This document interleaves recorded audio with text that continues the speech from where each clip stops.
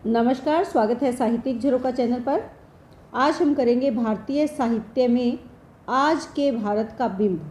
देखिए, भारतीय साहित्य वर्तमान भारत की परिस्थितियों को किस प्रकार दिखाता है, किन विधाओं में दर्शाता है, वो हमें देखना है। बिंब से अभिप्राय क्या है? बिंब से अभिप्राय है जो चित्र उपस्थित होता है। तो काव्य के माध्यम से जो भारत का दर्शन हम करते हैं, कहानियों के माध्यम से जो भारत को हम देखते हैं, उसी के बारे में हम, या जो अन्य विधाएं हैं उनके माध्यम से भारत का कैसा चित्र हमारे सामने आता है, उसी के बारे में आज हम चर्चा करेंगे। तो आइए देखते हैं। देखिए, इस प्रश्न के सबसे पहले प्रारंभ में आपको एक भूमिका बनानी होगी, जिसमें आप बताएंगे कि आप इस प्रश्न को किस ओर लेकर जा रहे हैं। समाज और साहित्य दोनों एक दूसरे को प्रभावित करते हैं। जैसा समाज होगा वैसा ही साहित्य लिखा जाता है। प्रत्येक साहित्यकार अपनी युगीन परिस्थितियों से प्रभावित होकर उसका चित्रण अपने साहित्य के माध्यम से अभिव्यक्त करता है। भारत के साहित्य इतिहास को देखें तो भारत में क्षेत्र, धर्म, भाषा आदि में भिन्नता होने के बाद भी उसके साहित्य में लगभग समान रूप से परिवर्तन हुआ है। यानी क्षेत्र, अगर भूमिगत क्षेत्र की दृष्टि से देखें, धर्म के क्षेत्र की दृष्टि से देखें, या भाषाई दृष्टि से अगर हम देखें, तो भारत में विविधता है और उसके साहित्य में लगभग समान रूप से परिवर्तन, यानी चाहे दक्षिण भारत में अगर कोई परिवर्तन हुआ तो उसका प्रभाव उत्तर भारत में भी पड़ा है। अगर हिंदू धर्म में कुछ बदलाव आया है तो उसका प्रभाव कहीं ना कहीं मुस्लिम धर्म में भी देखा जा सकता है। यानी क्षेत्र के या किसी धर्म या भाषा में बंद कर नहीं, बल्कि जो परिवर्तन आया है उसका समान रूप से प्रभाव साहित्य पर पड़ा है। उदाहरण के लिए, भक्ति आंदोलन का आरंभ दक्षिण भारत से हुआ और शीघ्र ही संपूर्ण भारत में ये फैल गया। ये हम सब जानते हैं कि सबसे पहले भक्ति आंदोलन कहाँ से चला था? दक्षिण भारत से चला था, लेकिन इतना लंबा सफ़र तय करने के बाद उत्तर भारत भी इससे प्रभावित हुए बिना नहीं रह पाया था। और इसके साथ साथ पूर्वी, और अगर बात करें हम पश्चिमी भारत पर भी इसका पूर्ण प्रभाव देखा जा सकता है। अब बात करते हैं कि स्वतंत्रता के बाद भारत की जो समस्त भाषाओं के साहित्य में एक नया परिवर्तन दिखाई देता है। देखिए, हमें आज के भारत का बिंब इसमें ढूंढना है कि आज के भारत का, तो हम आधुनिक साहित्य की बात कर रहे हैं, स्वतंत्रता के बाद की बात कर रहे हैं, जो तत्कालीन समय तक चला आ रहा है। इसके आधार पर साहित्य को मुख्यतः 4 चरणों में बांटा जा सकता है या विभाजित किया जा सकता है। सबसे पहला जो समय काल है, ये भारतेंदु युग के नाम से भी हम इसे जानते हैं। और पुनर्जागरण काल, यानी दोबारा से जगाना किसको? लोगों को। ये उस समय की खासियत थी। लोगों को क्यों जगाना था? देश के प्रति अपने कर्तव्य को समझाने के लिए, राष्ट्र के प्रेम को जागृत करने के लिए, लोगों को जागृत करना। तो इस समय काल को पुनर्जागरण काल, इस समय में जो रचनाएं की गई वो इसी काल के अंतर्गत शामिल की गई है। भारतेंदु हरिश्चंद्र का काल भी, इसको हम इस नाम से भी हम इसे जानते हैं। उसके बाद दूसरा जो हम चरण मानते हैं वो है राष्ट्रीय या सांस्कृतिक भावना का उत्कर्ष काल। देखिए, राष्ट्रीय या सांस्कृतिक भावना के उत्कर्ष काल की अगर बात करें, ये वो समय काल है जब राष्ट्र से जुड़ा हुआ प्रेम भाव, हमारी संस्कृति के प्रति प्रेम का भाव उच्च क्षेत्र में या उच्च ऊंचाइयों को प्राप्त कर रहा था। यहाँ पर जो द्विवेदी युग के काव्य रचनाएं हुई, या इस समय काल का अगर हम बात करें, तो इस समय में जो कविताएं लिखी गई या जो विधाएं लिखी गई, उनमें या तो राष्ट्र के प्रति प्रेम का भाव है या हमारी सांस्कृतिक भावना। यहाँ पर थोड़ा टाइपिंग मिस्टेक है, ध्यान दें कि जो हमारी सांस्कृतिक भावना है उसको उजागर किया गया या उसको उच्चता पर ले जाया गया। ये उसके उत्कर्ष का काल है। यहाँ पर हमारे देश की प्राचीन जो हमारी घटनाएं घटित हुई थी, या जो हमारा इतिहास है, उस गौरवशाली इतिहास को देश के युवा पीढ़ी तक पहुंचाने का प्रयास किया गया, ताकि राष्ट्र के प्रति अपने कर्तव्यों को समझे, अपने प्रेम भाव को समझे।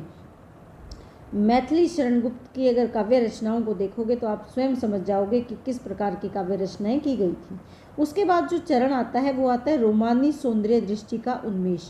ये वो समय है जब रोमानी समय, जो सौंदर्य दृष्टि है, जिसे हम छायावाद के नाम से भी जानते हैं, यहाँ पर प्रेम का भाव है, प्रकृति का भाव है, आत्मा परमात्मा का भाव यहाँ पर देखा जा सकता है।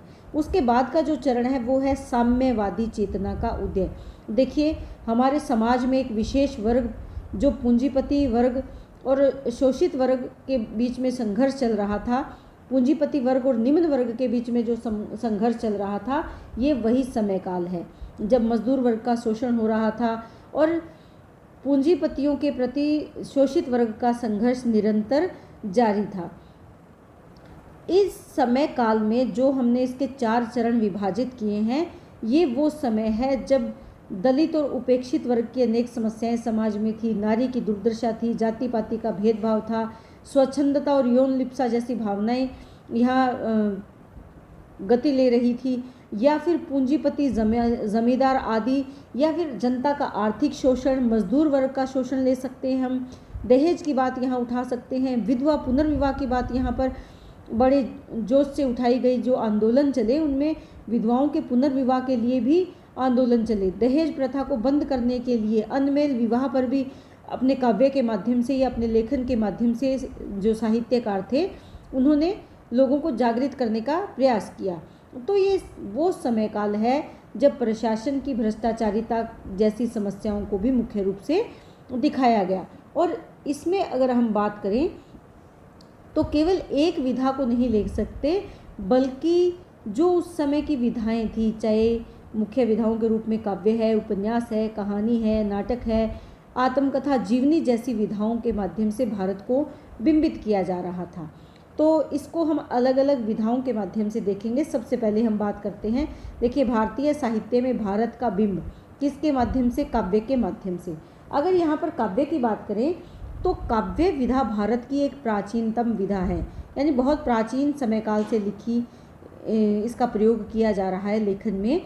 यहाँ पर जो कवि हुए हैं उन्होंने काव्य के जो रूप है, चाहे महाकाव्य है, खंड काव्य है, मुक्तक काव्य है, या जो कविताएं हैं, उसमें भारत की सामाजिक स्थिति की बात हम कर सकते हैं। सामाजिक स्थिति, राजनीतिक स्थिति, आर्थिक,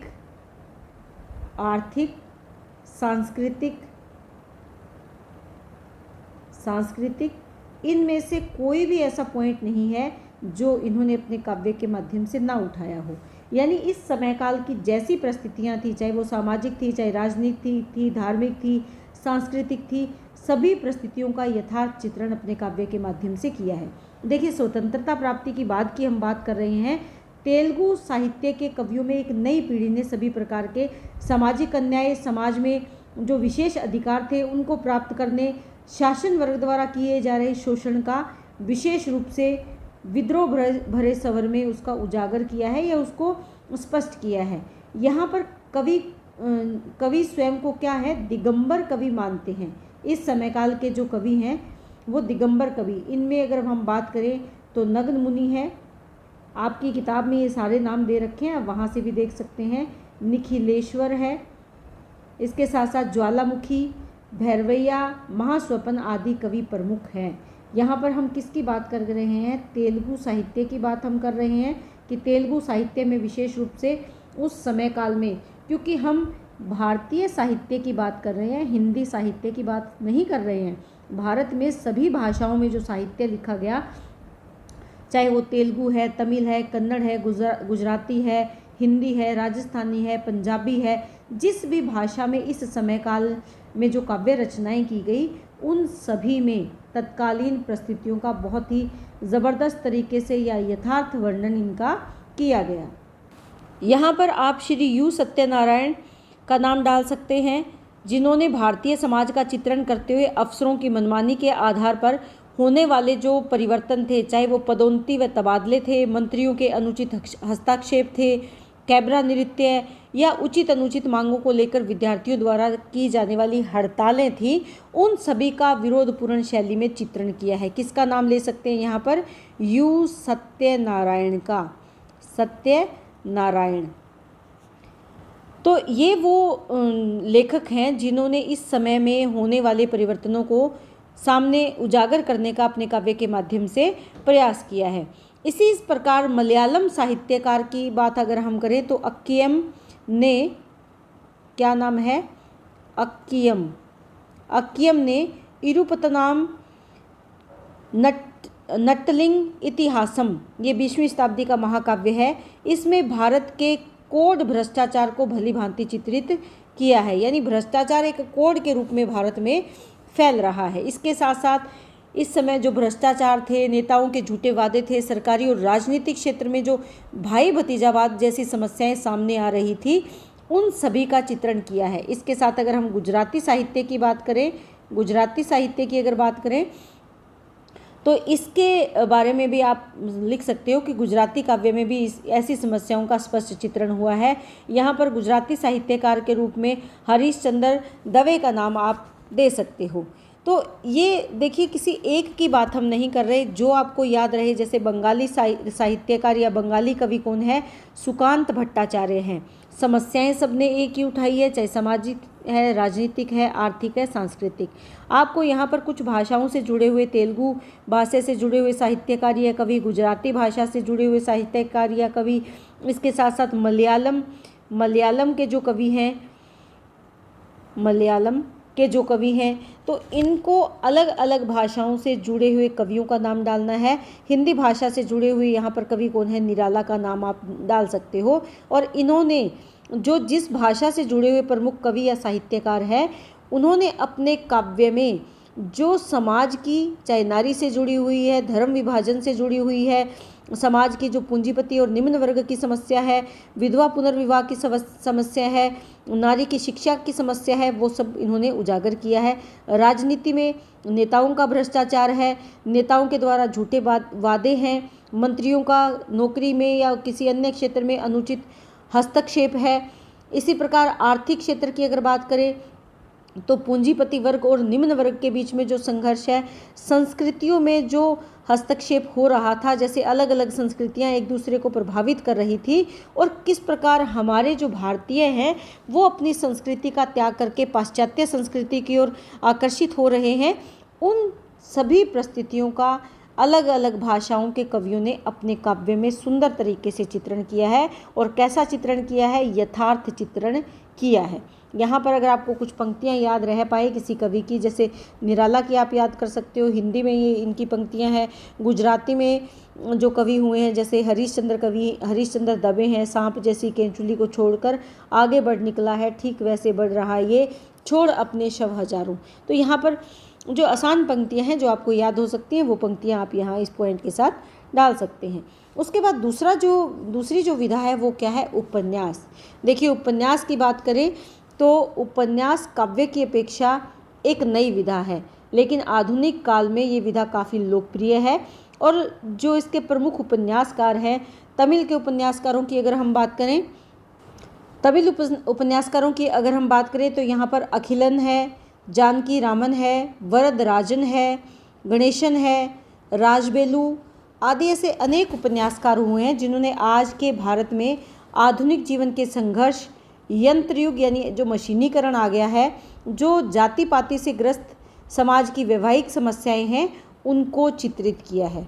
इसी प्रकार तमिल साहित्यकारों की अगर बात करें तो जैसे वी सुलोचना है, वी सीता देवी हैं आदि ने अपने उपन्यासों में आज के सामाजिक संघर्ष, उद्योग प्रधान युग के प्रभाव, मध्यवर्गीय वेतनभोगी जो युवा हैं उनके जीवन में जो नीरसता और निष्क्रियता आ गई है, राजनीतिक उथल पुथल की बात हम कर सकते हैं, आडंबर और दिखावा जो वर्तमान जीवन शैली में व्यापक रूप से अपनी पकड़ बना चुका है, उसकी बात हम यहाँ पर कर सकते हैं। उसके बाद है मलयालम। देखिए, मलयालम भाषा के उपन्यासकारों को अगर हम देखें तो इन्होंने जो स्त्रियों का यथार्थ चित्रण है, जो जीवन में उनके संकट है, कठिनाइयाँ हैं, उनका बहुत ही अच्छे तरीके से चित्रण किया है। यानी नारी अत्यधिक स्वाधीनता के लिए संघर्ष कर रही है और उसे ये नहीं पता कि अत्यधिक स्वच्छंदता, स्वाधीनता उसे सर्वनाश की ओर ढकेल रही है। मलयालम उपन्यासकारों की अगर बात करें तो सुरेंद्रन ने इनका जो सीमा उपन्यास है वो बहुत ज़्यादा एक उद्योगपति नायिका पर आधारित उपन्यास है और बहुत ही प्रसिद्धि इसने प्राप्त करी है। आज के भारतीय समाज में जो भौतिकवाद है, उपभोग भावना है, विशेषकर नगरों में रहने वाला जो युवा वर्ग है, देखिए ज़्यादातर जो युवा वर्ग है वो मशीनीकरण के कारण या नगरों की तरफ, उद्योग धंधों की तरफ आकर्षित होने के कारण जो मल्टीनेशनल कंपनीज़ हैं उनमें नौकरी के लिए वो अपने घरों को छोड़कर चले जाते हैं, लेकिन वहाँ जाकर अकेलापन उनको सताता है। ऐसे में उस अकेलेपन को दूर करने के लिए वो गलत संबंध स्थापित कर देते हैं। वहाँ पर मद्यपान करना, यौन संबंध स्थापित करना, ऐसे में अगर विवाह संबंध बन भी जाते हैं तो तलाक की नौबत आ जाती है। तो ये वो समस्याएं हैं जो हमारे समाज में फैली हुई है। इनका बड़े ही अच्छे तरीके से चित्रण इन्होंने किया है। उसके बाद हम गुजराती भाषा में रचित उपन्यासों की भी बात कर सकते हैं। जो गुजराती उपन्यासकार हैं उन्होंने भी महानगरों और नगरों की समस्याओं को उठाया है। चंद्रकांत बख्शी का नाम हम यहाँ पर लिख सकते हैं।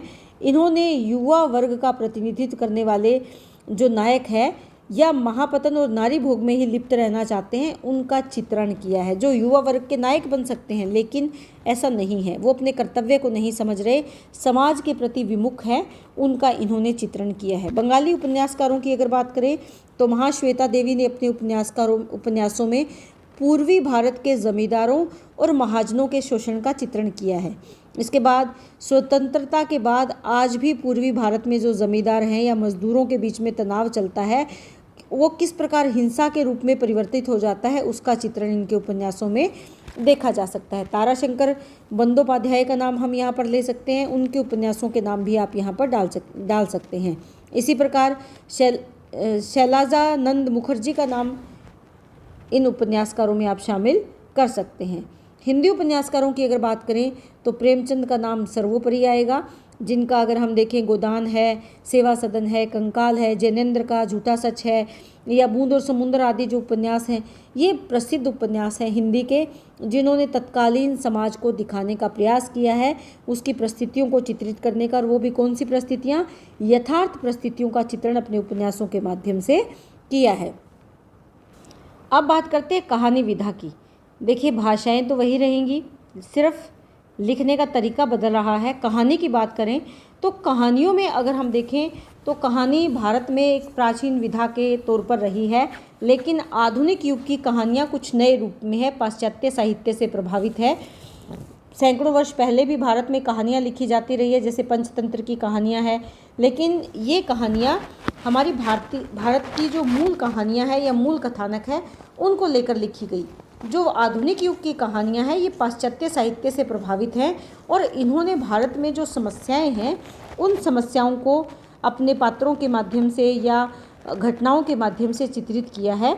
तो कहानीकारों ने अपनी कहानियों, चाहे वो किसी भी भाषा के कहानीकार हो, तमिल की अगर बात करें तो तमिल में अगर देखें तो टी एन कुमार स्वामी हैं, इसके साथ साथ के चंद्रशेखरन है, जगन्नाथ हैं, जिन्होंने अपनी कहानियों में समाज व जीवन के विविध प्रसंगों, दलित और उपेक्षित वर्ग की समस्याओं को उठाया है।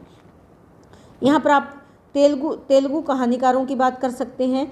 जो तेलुगु कहानीकार हैं वी सुलोचना है, काली पट्टनम है, ये ऐसे कहानीकार हैं जिन्होंने दमित वर्ग का सूक्ष्म चित्र अपनी कहानियों के माध्यम से किया है। तेलुगु कहानीकारों के बाद हम अगर बात करें यहाँ पर उड़िया कहानीकारों को भी आप डाल सकते हैं। उड़िया भाषा में भी अच्छी कहानियाँ लिखी गई हैं, जिसमें श्री गोदावरीश महापात्र ऐसे सफल कहानीकार हैं जिनकी कहानियों में समाज की विद्रूपताओं को हास्य व्यंग्य शैली के माध्यम से प्रस्तुत किया गया है।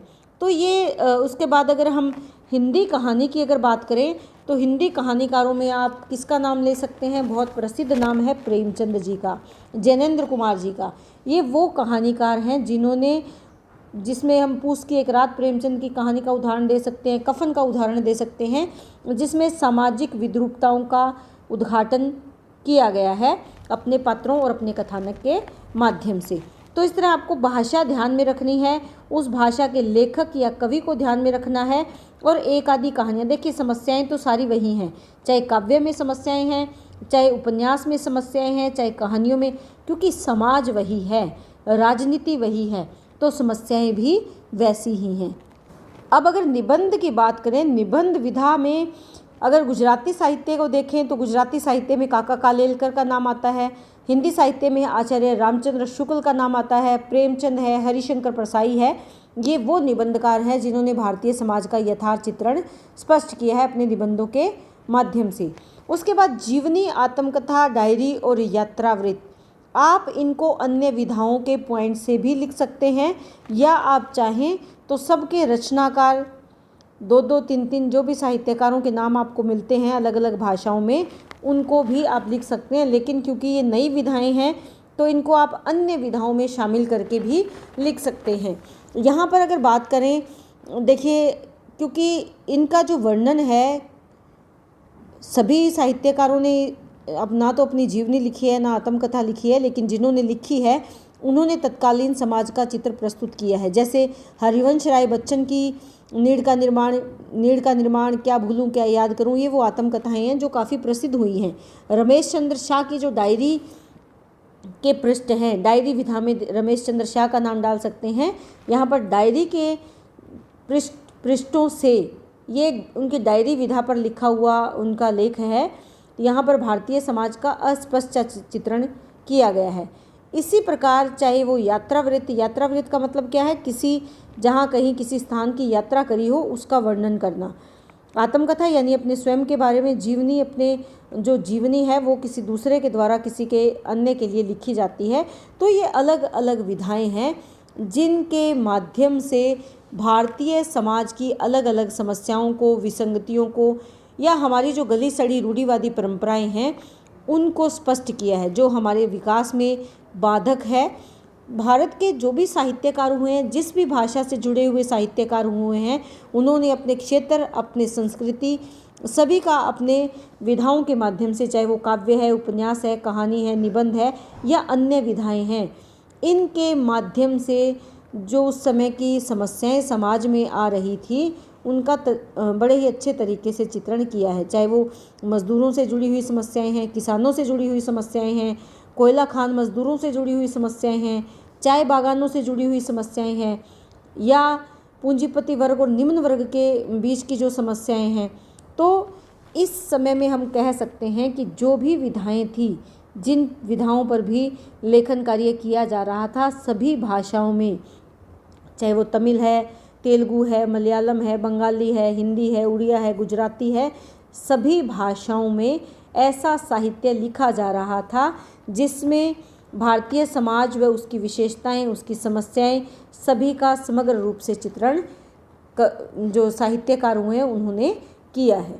तो उम्मीद करती हूँ कि प्रश्न आपको बहुत आसान तरीके से और अच्छे से समझ में आया होगा। आपको ध्यान सिर्फ इतना रखना है कि प्रमुख कवि कौन है किस किस भाषा में, या प्रमुख उपन्यासकार कौन है अलग अलग भाषाओं में, समस्याएं समाज में, क्योंकि एक ही समय काल का समाज है। ये जो हम कर रहे हैं लगभग 1850 से लेकर अब तक का समय काल है। तो चाहे कोई कवि है, चाहे कोई उपन्यासकार है, समाज तो वही है, तो समस्याएं भी वही होंगी, चाहे वो काव्य के माध्यम से चित्रित हों, चाहे उपन्यास के माध्यम से, चाहे कहानियों या निबंध के माध्यम से। और अगर हम आत्मकथा की बात करें तो आत्मकथा में वो लेखक या जो वो आत्मकथा लिखने वाला व्यक्ति विशेष है वो उसी समय काल में जी रहा है, तो उसके जीवन में भी वही समस्याएं आई हैं, तो उनका यथार्थ चित्रण हुआ है। तो यहाँ पर आपको ज़्यादा रट्टे मारने की या अलग अलग कुछ करने की ज़रूरत नहीं, समस्याएं वही हैं, चाहे सामाजिक है, राजनीतिक है, आर्थिक है, सांस्कृतिक है, बस भाषा अलग है, लेखक अलग है और चित्रण उन्होंने अपने लेखन के माध्यम से किया है। तो इस प्रकार भारतीय साहित्य की अलग अलग भाषाओं, अलग अलग क्षेत्र, अलग अलग धर्म में लिखे जाने के बाद भी भारत का यथार्थ बिंब अपने लेखन के माध्यम से स्पष्ट किया है। उम्मीद करती हूँ प्रश्न आपको बहुत अच्छे से समझ में आया होगा। बहुत बहुत धन्यवाद।